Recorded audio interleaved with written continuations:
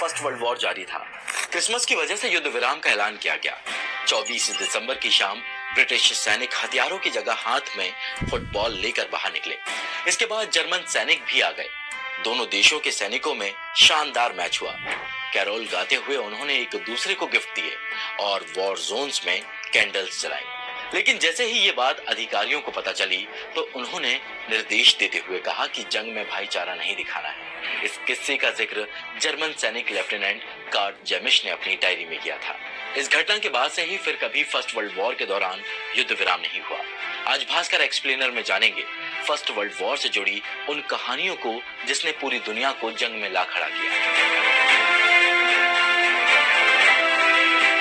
1914 में शुरू हुए फर्स्ट वर्ल्ड वॉर की नींव 36 साल पहले ही पड़ गई थी। साल 1878।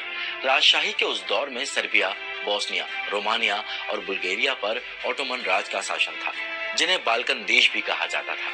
वहीं रूस इन देशों की आजादी की जंग लड़ रहा था। युद्ध रोकने के बाद एक संधि के तहत बोस्निया हर्जेगोविना का एरिया ऑस्ट्रो हंगेरियन राजशाही के अंडर में दे दिया गया। सर्बिया बोस्निया को आजाद कराने के लिए मदद कर रहा था। आजाद होकर दोनों देश मिलकर दक्षिणी स्लाव देश युगोस्लाविया बनाना चाहते थे। आंदोलन की कमान छात्रों के हाथों में थी, जिसे यंग बोस्निया नाम दिया गया। आजादी की ये जंग जारी थी।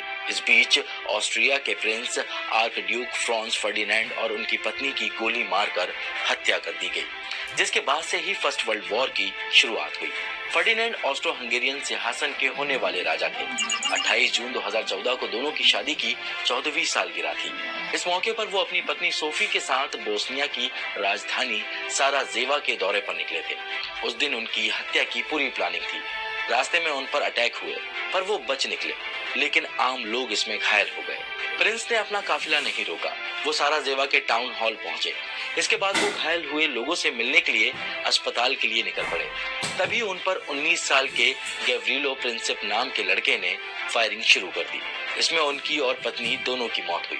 आरोपी ने जांच में बताया कि उसने हत्या इसलिए की क्योंकि वो ऑस्ट्रिया से आजाद होकर एक स्वतंत्र सर्बियाई राष्ट्र चाहते हैं। इसके बाद ऑस्ट्रो हंगेरियन के राजा ने सर्बिया के खिलाफ युद्ध का ऐलान कर दिया। रूस सर्बिया का सहयोगी था, इसलिए वो युद्ध में शामिल हो गया। जबकि जर्मनी की ऑस्ट्रो हंगेरियन से संधि थी, तो वो भी युद्ध में आ गया। यहीं से दोस्ती की चेन शुरू हुई, जिसने विश्व युद्ध का रूप ले लिया। अब जानते हैं कि अमेरिका की फर्स्ट वर्ल्ड वॉर में एंट्री कैसे हुई। अमेरिका वॉर में शामिल नहीं होने वाला था। वो जंग में शामिल देशों के साथ व्यापार कर मुनाफा कमा रहा था।